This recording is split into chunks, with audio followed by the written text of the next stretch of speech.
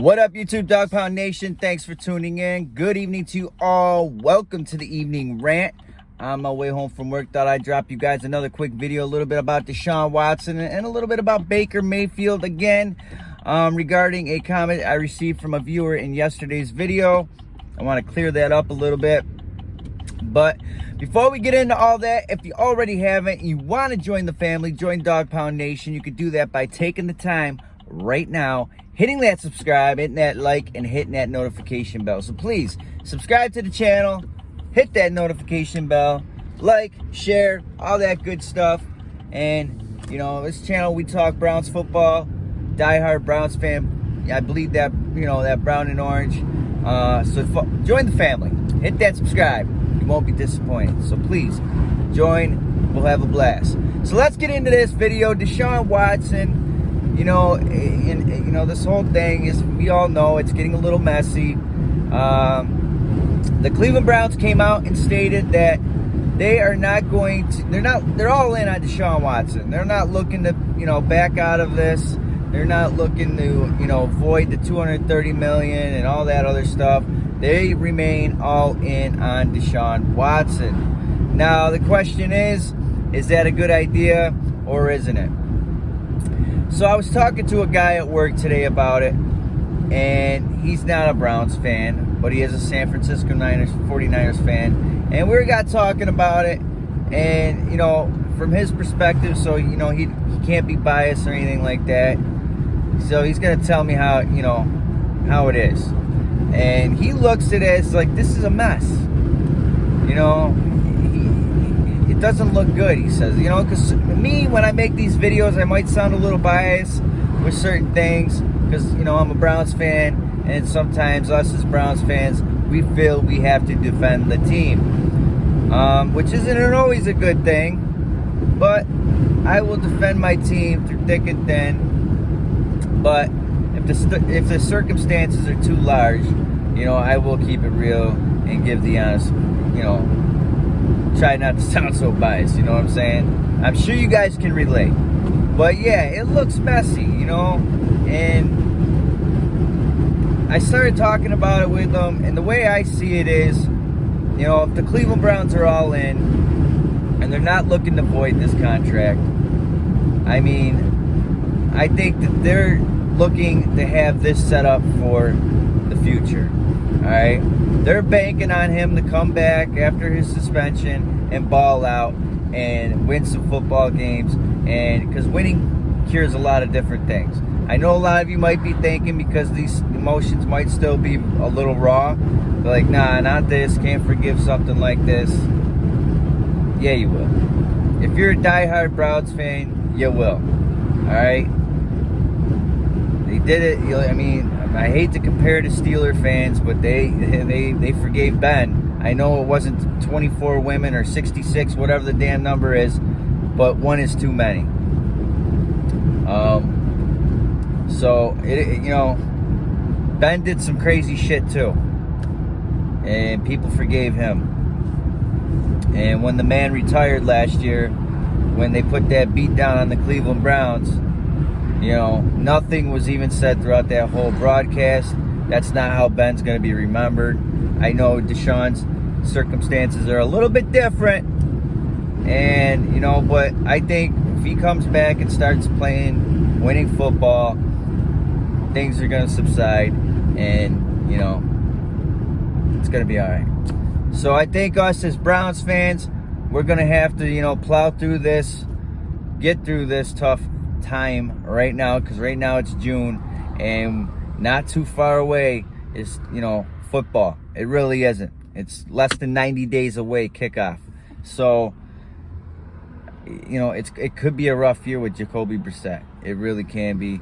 I'm thinking we're going to be a 500 team if he ends up playing the whole year. Maybe 10-7. Maybe, you know, who knows. It's crazy. It is. It feels like it's so unfair to us fans. You know what I mean? It's like we always get jammed up when we get a really good star athlete. Like the whole thing with Josh Gordon.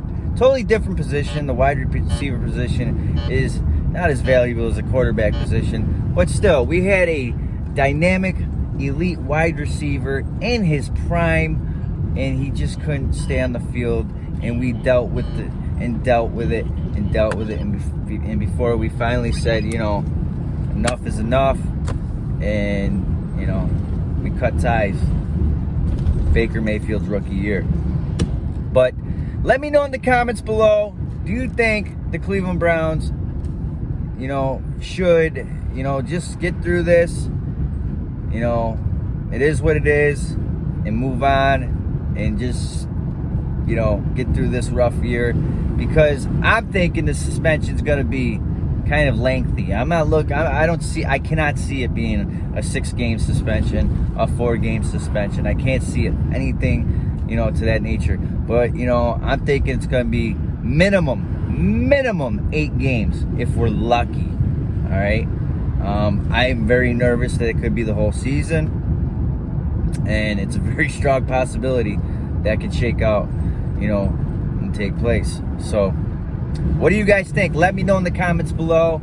And now on to a little bit of Baker Mayfield. Clear up a little comment.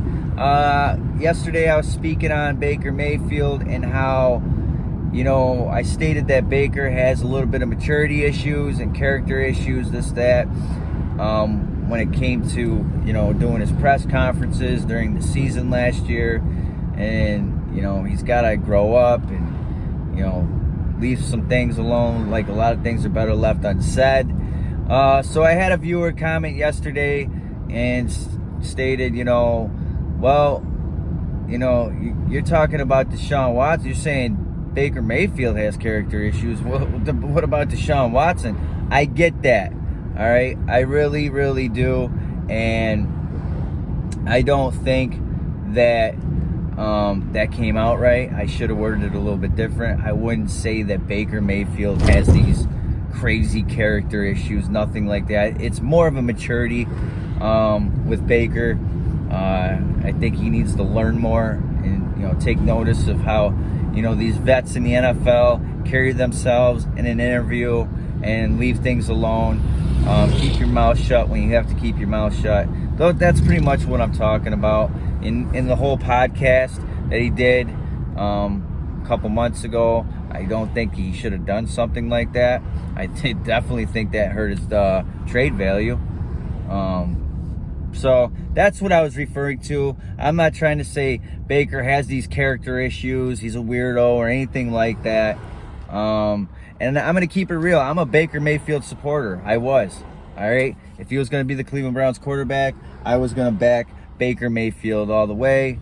And, because I've seen Mayfield play healthy. And I know a lot of you guys disagree. Oh, he's trash, this, that, and the third. I don't think Mayfield's trash.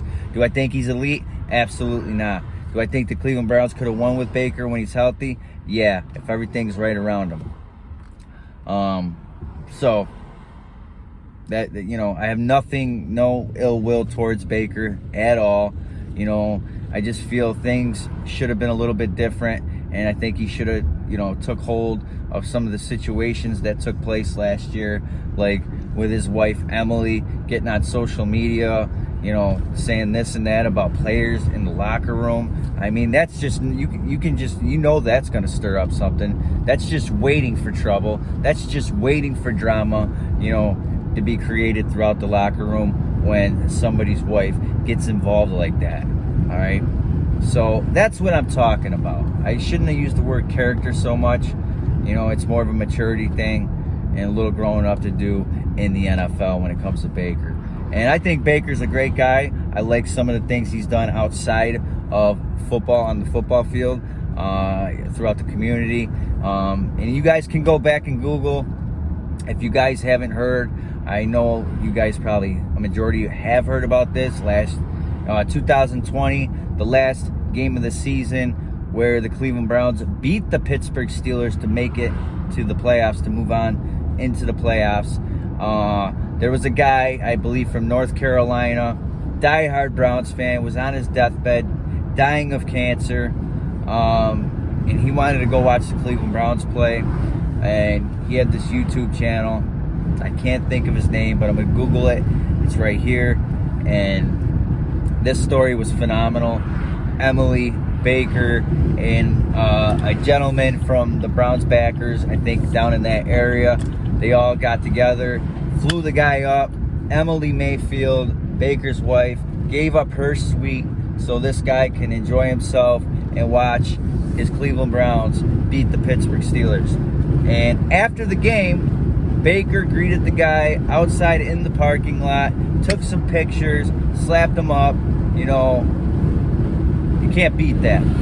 That's what it's all about. All right, he didn't have to do that. Baker's wife didn't have to do that. Nobody had to do that for that guy.